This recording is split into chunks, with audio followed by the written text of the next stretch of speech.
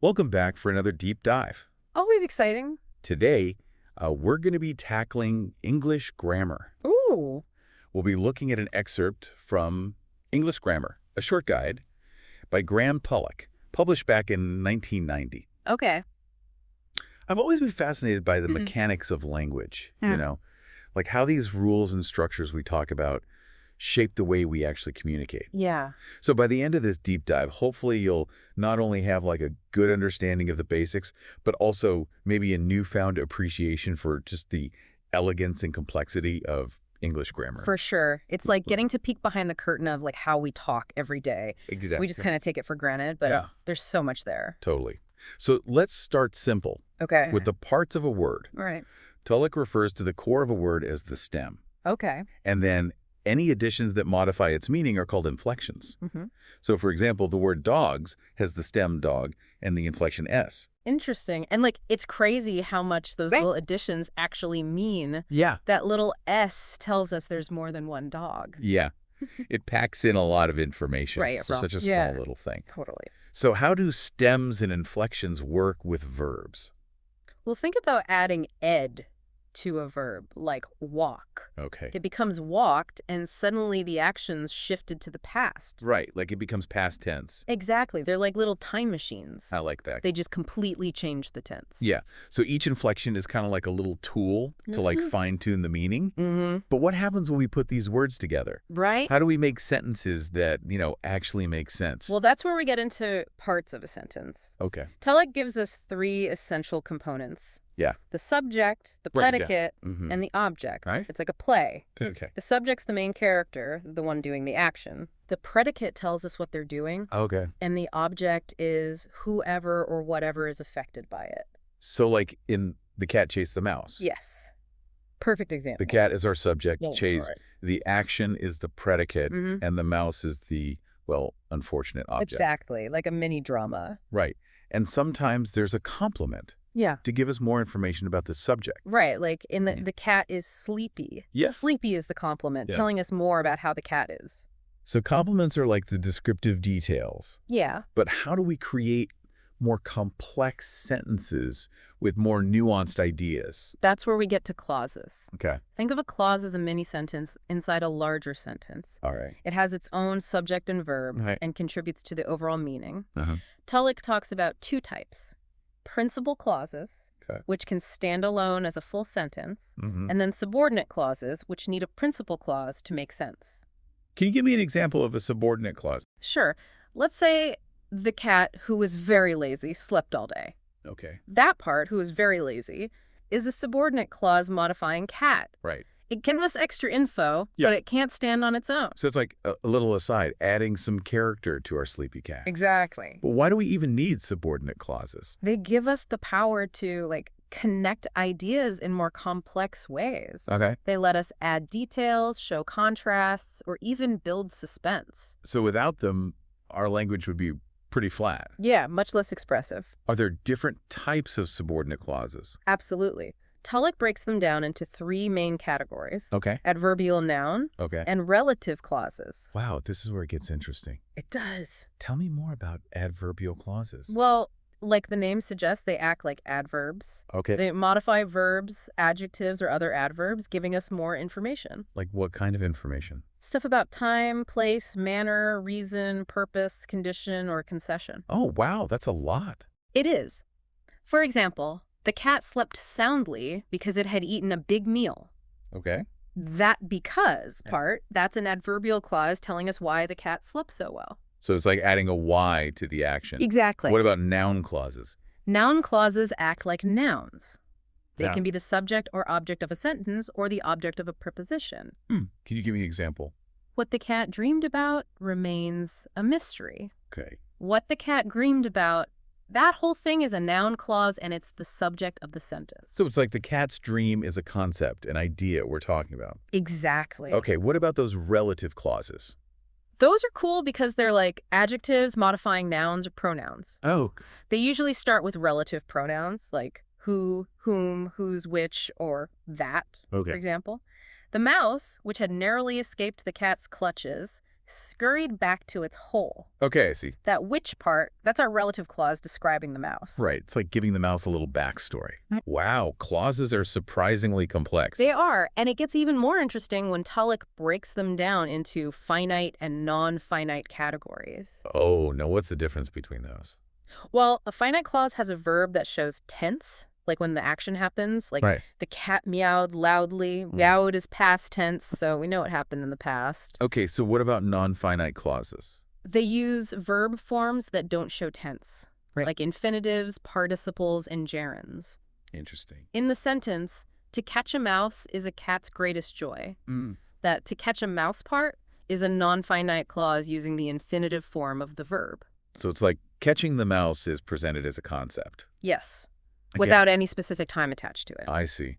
And before we move on to the different parts of speech, I remember Tulloch briefly mentions phrases. Yes, he does. What exactly are those? Basically, it's a group of words acting as a unit in a sentence, but without a finite verb. Like in the cat sat on the mat.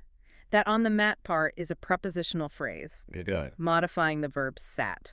So it's like if a clause is a mini sentence, then a phrase is like a mini clause. Exactly. All these building blocks, adding layers of meaning. I know.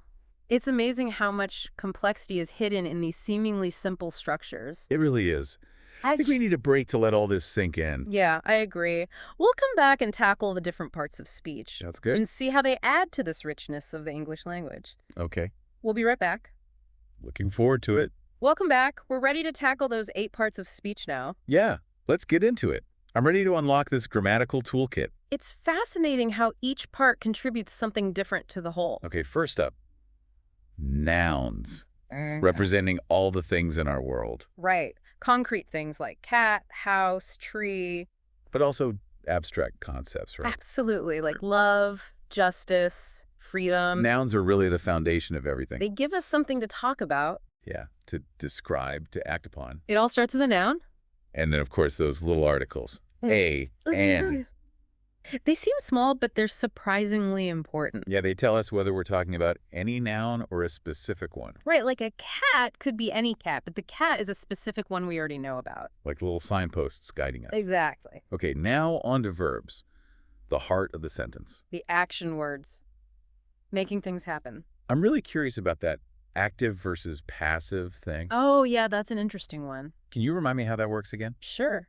In an active sentence, the subject does the action. Yeah. Like the dog chased the ball. Got it. But in a passive sentence, the subject is acted upon. Okay. So it would be the ball was chased by the dog. Ah, so the focus shifts. Exactly. From the dog to the ball. So choosing between active and passive voice can really change the meaning. Oh, absolutely. Sometimes you want to emphasize the action itself, not who did it. Interesting. Or you might want a more formal tone. Like in a scientific paper. Exactly. Or even, think about this, mistakes were made. Oh, yeah. It acknowledges the mistake, but doesn't say who made it. Clever. So grammar isn't just about rules. It's also about, like, strategy. Yeah. How you shape the meaning and even persuade people. Now, Tulloch gets into some pretty deep stuff about verbs. He does. Tense, aspect, voice, mood. And whether they are finite or non-finite, right? Yes. A lot to unpack there. Let's start with tense. How does that work? Tense tells us when the action happens. Okay. We have the simple tenses, present, past, future. Right, like the dog barks. Present tense. The dog barked. Yes. And the dog will bark. Future. Easy enough. But what about aspect? Aspect gives us another layer of meaning about how the action is happening over time. Okay. We've got simple, perfect, and progressive aspects. Can you give me some examples? Let's stick with our dog. The dog eats is simple present. Yeah. It's just a habitual thing the dog does. Got it. The dog has eaten is present perfect, Okay. emphasizing that the action is complete. And then the dog is eating is present progressive. Ah, so the action is ongoing. Right, like we're watching it happen. So aspect is like adjusting how we view the action, like changing the camera angle. Exactly. And it's all done with these subtle changes in how we use the verb. I know. It's amazing how much nuance we can pack into a single word. All right, remind me again about voice. Active and passive. Right, so active voice really focuses on the actor. Okay, Like, the chef prepared the meal. got it. Passive voice shifts the attention to the action itself. The meal was prepared by the chef. Right, and the choice really depends on what you want to emphasize. Exactly. Now, what about mood? I've always been a little confused about that one. Mood can be tricky. There's indicative, imperative, but the one that throws people off is the subjunctive. Yeah, what is the subjunctive mood? It's used for hypothetical situations, wishes, or things that aren't actually true. Oh, okay. Like, if I were a rich man, I would buy a yacht. Okay. You see how it uses were instead of was? That's the Yes, subjunctive. It's like entering a different reality. exactly, where different rules apply. And what about those finite and non-finite verbs? What was that all about? A finite verb shows tense and can be the main verb in a sentence. Okay. The dog slept. Slept is finite. It's past tense. So non-finite verbs don't show tense. Right. And they can't stand alone as the main verb. Okay. Things like infinitives, participles, and gerunds. Like the dog loves to play. Yes. To play is non-finite. It's an infinitive. So it's almost like the finite verb is the boss of the sentence. And the non-finite verbs are the helpers. Great analogy. Okay, now let's move on to adverbs. Adding more detail. They modify verbs, adjectives, or other adverbs. They tell us how, when, where, to what extent something happens. Like the dog barked fiercely. Fiercely tells us how it barked. And the dog often chases squirrels. Often tells us how frequently. Adverbs are like the spice rack of language, adding flavor. I like that, making things more interesting. Now for those little connecting words. Yeah. Prepositions. Oh, yeah, prepositions. They can be tricky, but they're so important. They link nouns or pronouns to other parts of the sentence, Showing us the relationship between them. like location, direction, time. All kinds of relationships. The dog sat under the table. Under tells us where the dog is in relation to the table. Exactly. And there are so many prepositions to choose from. On, in, at, by, with. Longer ones, too.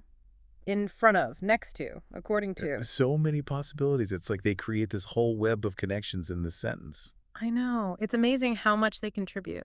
Now for those colorful descriptive words.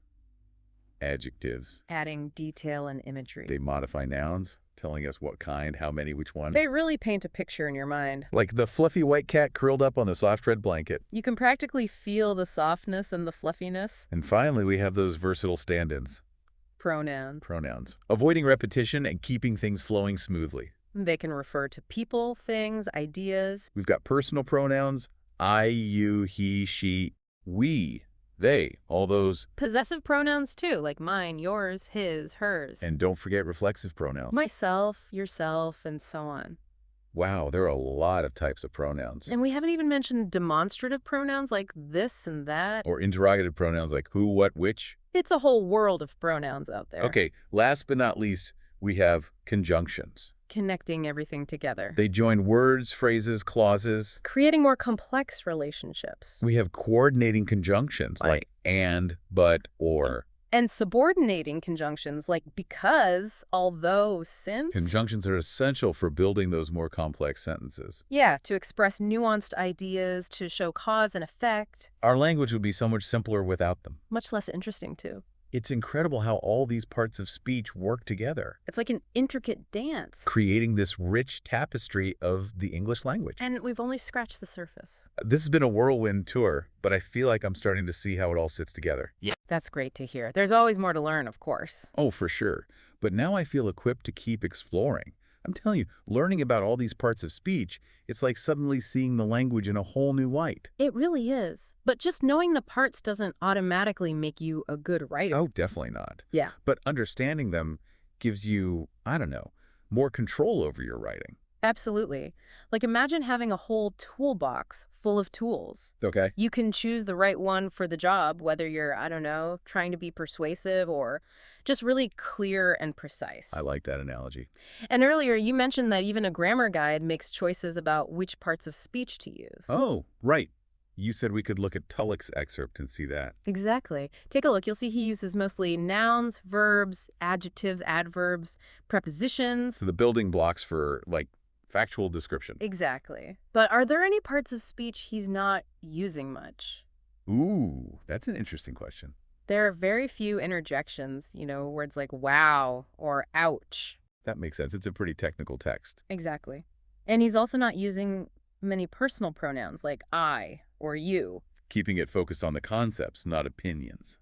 Right. So even the absence of certain parts of speech can be meaningful. Wow, that's really interesting. It shows how language is, I don't know, almost strategic. It is. We're making choices about which tools to use, and those choices affect how people understand what we're saying.